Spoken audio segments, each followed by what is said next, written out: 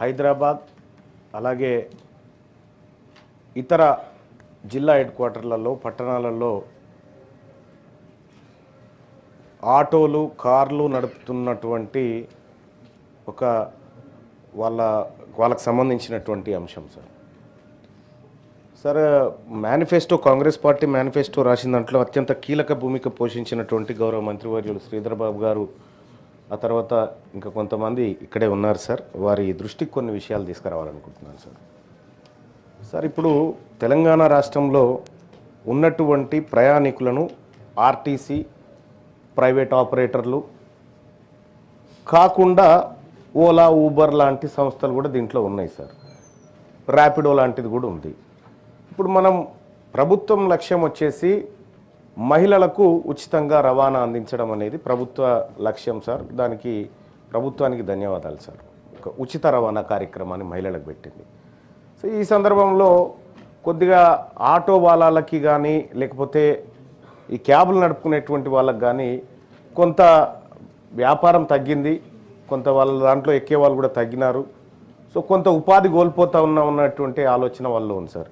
అయితే దీనికి పరిష్కారంగా మనం గతంలో మేనిఫెస్టోలో అనుకున్నట్టుగా ఈ ఓలా యాప్ ఊబర్ యాప్ ఈ రాష్ట్ర ప్రభుత్వం ఒకటి ఎందుకు తయారు చేయలేదు? ఈ రాష్ట్ర ప్రభుత్వమే ఇప్పుడు ఆ ఓలా యాప్ కానీ ర్యాపిడో కానీ ఇంకోటి ఎక్కితే 100 రూపాయలు అయిందనుకో 30 రూపాయలు వాడే తీసుకుంటా ఉన్నాడు.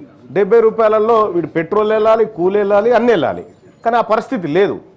కాబట్టి రాష్ట్ర ప్రభుత్వం ఒక యాప్ను క్రియేట్ చేసి దాని నిర్వహణ ఖర్చు కోసం ఒక 5%, 6% నిర్వహణ ఖర్చుకు తీసేస్తే మిగతా డబ్బులు కనుక ఆ కష్టపడేటువంటి కార్మికులకు, ఆటో డ్రైవర్లకు వీళ్ళకి ఇవ్వడం ద్వారా ఏం జరుగుతుందంటే ఎక్కువ లాభం జరుగుతుంది. ఎందుకు ఇక్కడ ఆర్టీసీ వల్ల జరిగినటువంటి దెబ్బను ఈ రకంగా పూడ్చుకునేటువంటి అవకాశం ఒకటి ఉంటుంది సార్. సో అది కాకుండా రాష్ట్ర ప్రభుత్వం ఇంకొక అడుగు కూడా ముందుకేయచ్చు. ఓన్లీ ఆర్టీసీ బస్సులలోనే ఎందుకు ఉచితం అనుకోవాలి?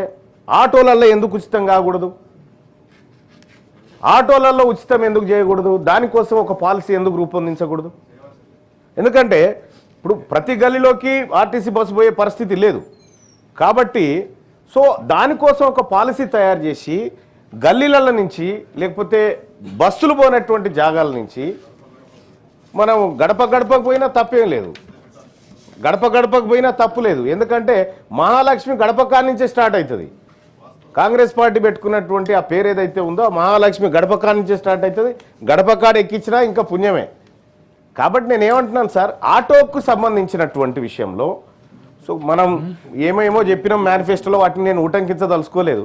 ఎందుకంటే అందులో ఆ మహాఘనకార్యంలో నేను కూడా ఉన్నా కాబట్టి. సార్ ఇక్కడ ఏమంటున్నంటే ఆటోలకు సంబంధించి ఇప్పుడు ఎట్లాగో మనం ఆర్టీసీకి కొంత చెల్లిస్తా ఉన్నాము,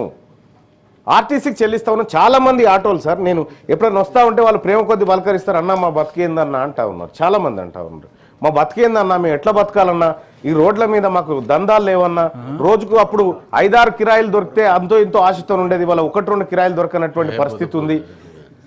అప్పుడు కనీసం ఒక 10 గంటలు పని చేస్తే ఈఎంఐ కట్టుకోనో ఇంట్లో కొద్దిగా సరుకులు తెచ్చుకోనో ఇంటి రెంటో వైద్యమో పిల్లలో చూసుకునేది. కానీ ఇవాళ మొత్తం రోడ్ల మీద ఉన్నా కూడా వాళ్ళు బతకలేనటువంటి పరిస్థితి వచ్చింది. కాబట్టి ఎట్లాగో ఇన్ఫర్మేషన్ టెక్నాలజీ మినిస్టర్ గారు ఇక్కడే ఉన్నారు కాబట్టి ఒక యాప్ను తయారు చేయడం వల్ల వచ్చే సాధక బాధకాలు పరిశీలించండి సార్. మీరు పరిశీలించి ఒక యాప్ను తయారు చేసి వాళ్ళకు పెడితే ఇది ప్రభుత్వ యాప్ అయినప్పుడు ప్రజల్లో కూడా కొంత నమ్మకం ఏర్పడుతుంది. కాబట్టి అటు ఆటో వాళ్ళకి మీరు మంచి చేసిన వాళ్ళు అవుతారు.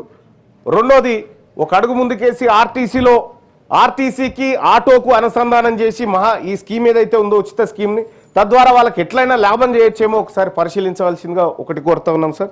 ఇక రెండో అంశం సార్, ఈ క్యాబ్ డ్రైవర్లకు సంబంధించినటువంటి అంశంలో ట్రాఫిక్ పోలీసుల కాడ చాలా ఇబ్బంది అవుతుంది సార్. వాళ్ళకు అంటే సమయానికి పోవాలనేటువంటి టార్గెట్లు ఉంటాయి. చాలామంది ఐటీ పరిశ్రమ ఉద్యోగులను కూడా తీసుకుపోతూ ఉంటారు. ఆడ లేట్ అయిపోతేనేమో ఆడ పంచాయతీ ఇక్కడ నేను సమయానికి తీసుకుపోవాలి. ఇటీవల కాలంలో ట్రాఫిక్ ఎక్కువైపోయింది. ఇక పుట్టుకున్న తొందరగా పోదామంటే అంటే బయటికి మనకున్నటువంటి తేడా ఏంటంటే సార్, ఇప్పుడు కొంచెం సివిలైజ్డ్ కంట్రీస్లలోనేమో రెడ్ లైట్ పడితే గ్రీన్ ఎప్పుడు పడుతుందా అని ఆగుతారు సార్. ఈడ ఆ పరిస్థితి లేదు సార్. రెడ్ పడంగానే పోలీస్ ఆయన ఉన్నాడా లేడా అని చూసుకుంటాడు సార్ పక్క పొంటి. అంటే ఆ పరిస్థితి ఉంది ఇక్కడ. మరి ఇక్కడ ప్రజలు తప్పని చెప్పడానికి లేదు, లేకపోతే ప్రభుత్వం తప్పని చెప్పడానికి లేదు. ఈ సమస్యకు పరిష్కారం కావాలా. అనేకమైనటువంటి ట్రాఫిక్ చలాన్లు కూడా ఈ ఆటోల పైన, కార్ల పైన ఎవరి మీద పడితే వాళ్ళ మీద, అందరి మీద చేయాల్సిందే సార్. రూల్స్ తప్పితే ఎవరైనా దానికి ఎవరేం ఎగ్జామ్షన్ ఏం లేదు. కానీ ఈ వాహనాల ద్వారానే కడుపు నింపుకొని బ్రతుకుతున్నటువంటి ఆటోలు కానీ, క్యాబ్ డ్రైవర్లు కానీ, ర్యాపిడో డ్రైవర్లు కానీ, వీళ్లకు ఒక్కసారి సిగ్నల్ జంప్ అయితే 1000 రూపాయలు పడితే వాళ్ళు 4 రోజులు పనిచేయాల్సి వస్తుంది సార్ ఆ చలాన్ తీర్పడం కోసం. మరి ఇప్పుడు కాంగ్రెస్ పార్టీ మేనిఫెస్టోలో గతంలో కూడా నా సలహా మేరకే మీరు అందరు పెట్టినారు, ఏది చలాన్లను మాఫీ చేద్దాం అనేటువంటి ఒక ఆలోచన పెట్టినారు సార్. ఒక కట్ ఆఫ్ డేట్ పెట్టి పాత చలాన్లు మాఫీ చేసి రూల్స్ను పకడ్బందీగా ఇంప్లిమెంట్ చేస్తామనేటువంటి ఒక విధానం ఏమైనా తీసుకొస్తే ఈ కాడి నుంచి కొంత జాగ్రత్తగా ఉండేటువంటి అవకాశం ఉంటుంది సార్. లేకపోతే ఏం జరుగుతుందంటే సార్, చలాన్లు అట్లనే పెండింగ్ ఉంటాయి. ఇక ఆయన ఏ మనిషి అన్నా రాని రోడ్డు మీద ఆయన బండి ఆపుతాడు, ఇవి కట్టేదాకా నీకు పోయేది లేదని చెప్తా ఉంటాడు. కాబట్టి ఇప్పుడు అందరికి కూడా మంచిది సార్, మీరు జిహెచ్ఎంసీ ప్రజలు, పట్టణ ప్రాంతాల ప్రజల ప్రేమ చూరగొన్న పార్టీగా మీరు మారాలంటే చలాన్లు మాఫీ చేయండి సార్. ఈ వాహనాల మీద ఉన్నటువంటి చలాన్లు మాఫీ చేయండి. మాఫీ చేయడం ద్వారా మీకే మంచి పేరు వస్తుంది సార్, ప్రభుత్వానికి కూడా. ఎందుకంటే హామీ నిలబెట్టుకున్నటువంటి చాలా తక్కువ నిలబెట్టుకుంటాం, అయినా పర్వాలేదు ఏదో ఒకటి నిలబెట్టుకున్న పేరన్నా మనకు ఉంటుంది కదా అని చెప్పి తమకు రిక్వెస్ట్ చేస్తూ ఉన్నా సార్. ఇక అలాగే క్యాబ్ డ్రైవర్ల పైన, ఆటో డ్రైవర్ల పైన పోలీస్ దాడులు జరుగుతూ ఉన్నాయి సార్ అక్కడక్కడ. సో వాళ్ళు పోలీసు వాళ్ళ కంటే ఎక్కువ సమయం పాటు రోడ్ల మీద బతుకుతున్నటువంటి వాళ్ళు సార్. వాళ్ళు ఫ్రస్ట్రేషన్లో ఉంటారు. అందరు కస్టమర్లు ఒకేలాగా ఎక్కరు పై కార్లోకి కానీ ఆటోలకు కానీ. ఒక ఆయన ఎక్కుతా ఉంటాడు, చీకటి అయితే ఒక ఆయన ఇంత మద్యం దాగి ఎక్కుతా ఉంటాడు, అరుస్తూ ఉంటాడు, నేను ఇయ్య అంటాడు, కొడుతూ ఉంటాడు, బెదిరి, ఇట్లా రకరకాలైనటువంటి సమస్యలు ఉన్నాయి. సో వాళ్ళ భద్రత విషయంలో కూడా ప్రభుత్వం కొంత చొరవ తీసుకోవాల్సినటువంటి అవసరం ఉంది. ఇలా లక్షలాది మంది ఆటో డ్రైవర్లు కానీ, క్యాబ్ డ్రైవర్లు కానీ తెలంగాణ రాష్ట్రం, మరీ ముఖ్యంగా ఇప్పుడు మనం జిహెచ్ఎంసీని ఎట్లాగో విస్తరించాలనుకుంటున్నాం, 1,34,00,000 మందికి సంబంధించినటువంటి వ్యవస్థను తయారు చేస్తాం. ఇంతమందికి మన దగ్గర ఉన్న ఆర్టీసీ సరిపోదు సార్, ఖచ్చితంగా వీళ్ళు ఉండాల్సిందే దాంట్లో.